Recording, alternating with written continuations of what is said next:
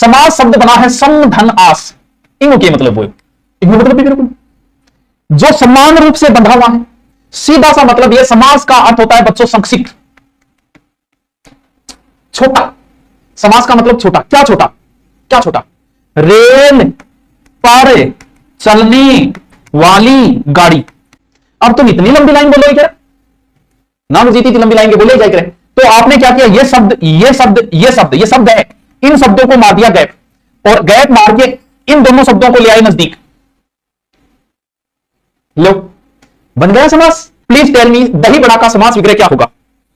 दही से बना बड़ा, दही का बड़ा, दही में डूबा बड़ा। बताओ क्या होगा समास विग्रह? दही बड़ा होता है दही में डूबा बड़ा। दही में डूबे हुए वो, ना कि दही और बड़ा, दही से बना बड़ा, दही का बड़ा, ऐसे नहीं होता। अपने नहीं बनाए, उनको समझो इन चीजों को। तो ये गायब हो गई और ये शब्द दो गायब हो गए। यानी मैं आपको ये समझा रहा हूं कि समास के अंदर शब्दों का मेल होता है, वर्णों का नहीं है, शब्दों का मेल होता है। संधि में वर्णों का मेल होता है। यानी समास का अर्थ क्या हुआ? समास का अर्थ होता है बच्चों छोटा रूप, यानी सम धन आस, छोटा रूप। जब किसी शब्द को बड़ा नहीं बोल सकते हम, बड़ा बोले तो अच्छा नहीं लगता, इसीलिए उन शब्दों को हमने शॉर्ट में काम में लिए, बीच के शब्द हमने गायब कर दिए, वही समास।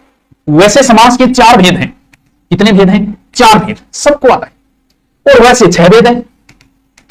तो गुरुजी ऐसी वैसी क्या बात? तो सवाल बता दे कौन सा है? मूल तो 4 ही है, संस्कृत में भी 4 ही होते हैं। 2 उपभेद है, यानी तत्पुरुष के 2 उपभेद है। हिंदी में क्या किया? बोले यार बच्चों के समझने में आसानी हो जाए, क्या यार उपभेद लिख रहे हो, अलग से लिखते। तो कितने हो गए? 6 हो गए। यानी आपको दोनों ऑप्शन आ जाए, आया ही करेगी कितनी। मूल समास है 4, समास है 6। अब मैं नाम लिखता हूं 6 के। पहला समास है अव्ययी भाव, समझते जाना, समास तो था ना में, ठीक है। दूसरा है तत्पुरुष समास, ठीक है। तीसरा है द्वंद्व समास, ठीक है। एंड चौथा है बहुव्रीहि समास।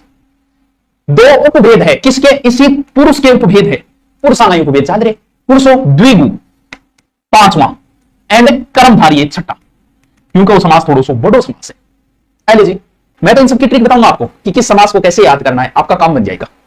अब हम क्या करेंगे? अब हम एक एक समास को उठाएंगे। तो सबसे पहले जो सबसे ज्यादा कंफ्यूज करता है और जिसका नाम सबसे पहले आया है वो समास है अव्ययी भाव समास।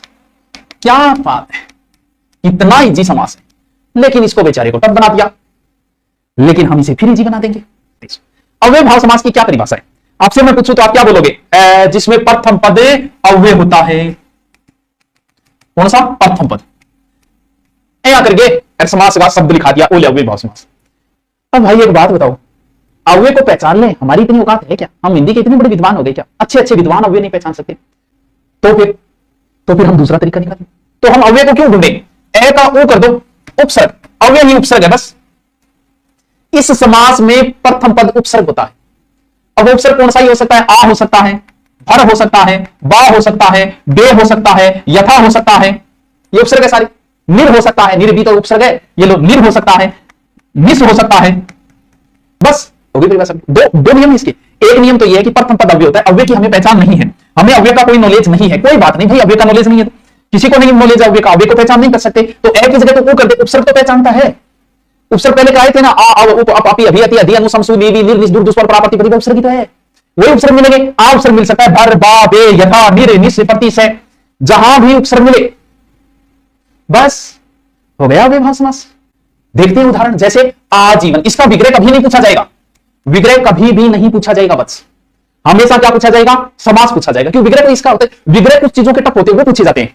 जैसे वो पूछेगा सिर दर्द, सिर का दर्द, सिर में दर्द, कन्यादान, कन्या का दान, कन्या के लिए दान, कन्या को दान, वहां कंफ्यूजन हो जाता है यार, दही बड़ा, दही का बड़ा, दही में बड़ा, इसका नहीं पूछा जाता। आजीवन क्या है? जीवन पर्यंत, जीवन तक। क्या विग्रह इसमें? विग्रह कहां टप हुआ, इसीलिए इसमें हमेशा समास पूछा जाता है, विग्रह नहीं पूछा जाता। आमरण क्या पूछेगा? मरण तक क्या है? आजन्म, जन्म तक, विग्रह पूछेगा नहीं। आपको बस आ देखा, आ देते हो मतलब उपसर्ग, उपसर्ग मतलब अव्यय भाव, बस।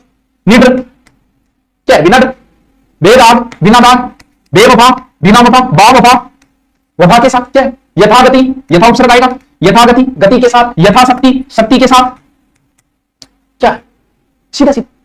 कहां तक है? प्रतिदिन, प्रति आएगा इसमें, प्रतिदिन क्या विग्रह पूछेगा? आज दिन, रोज, दिन दिन, प्रतिमा, प्रतिवर्ष क्या पूछेगा इसमें? प्रतिघात, प्रतिलिपि, विग्रह नहीं पूछता है इसके अंदर। इसके अंदर हमेशा क्या पूछा जाएगा? आपको समास ही पूछा जाएगा कि इस शब्द में कौन सा समास है। जैसे भरपेट, पेट भर के, आजीवन, जीवन पर, यथाशक्ति, यानी पहला शब्द हमेशा क्या होगा बच्चों? उपसर्ग होगा। एक नियम कंप्लीट। एक नियम और है, नियम नंबर 2, 2 नियम है इसकी। अगर शब्द की पुनरावृत्ति है, शब्द की क्या है पुनरावृत्ति, पुनरावृत्ति मतलब शब्द 2 बार आ गया, जैसे दिनों दिन, दिनों दिन, दिनों दिन 2 बार आ गया शब्द। बीचों बीच, बीचों बीच शब्द क्या है 2 बार। रातों रात, भागम भाग, शब्द की क्या हो रही है पुनरावृत्ति, यानी शब्द बार बार जहां आए, मुझे पल पल तेरी याद सताई, पल पल। अभी विग्रह पूछूंगा इसका, अभी तो मैं सिर्फ शब्द लिख रहा हूं कि जहां शब्द की पुनरावृत्ति हो। गांव गांव ढाणी ढाणी में योजना चलाएंगे, गांव गांव यानी जहां शब्द की क्या हो पुनरावृत्ति हो, यानी शब्द क्या आए बार बार कोई शब्द आए, जहां शब्द की पुनरावृत्ति हो वहां हमेशा कौन सा समास होता है अव्ययी भाव। समझ में आई की बात। अब मैं आपसे पूछूंगा, प्लीज टेल मी, रातों रात का समास विग्रह बताइए, प्लीज रातों रात का समास विग्रह बताइए। रातों रात का मतलब है रात ही रात में, क्या रात ही रात में चोर फरार हो गया। दिन के बाद दिन, दिन के बाद दिन, दिनों दिन, बीचों बीच यानी बीच के भी बीच में, क्या बीचों बीच गोली मारेंगे यानी बीच के भी बीच में ठोक दे, यानी बीच के भी बीच में। भागम भाग, जैसे आपके नहीं, चोर के पीछे पुलिस होगी, चोर भागा भागा भागा, लास्ट में चोर को सायरन सुनाई नहीं दे रहा है, चोर ने सोचा पुलिस गई और चोर बैठ के रेस्ट करा, इतने में सायरन सुनाई दिया फिर भाज, यानी भागम भाग यानी भागने के बाद फिर भागना। भागम भागा मतलब भागने की, पल पल मन तेरी आस आओ यानी पल दे भी पल में, पल के बाद पल यानी तुरंत, पल के बाद पल।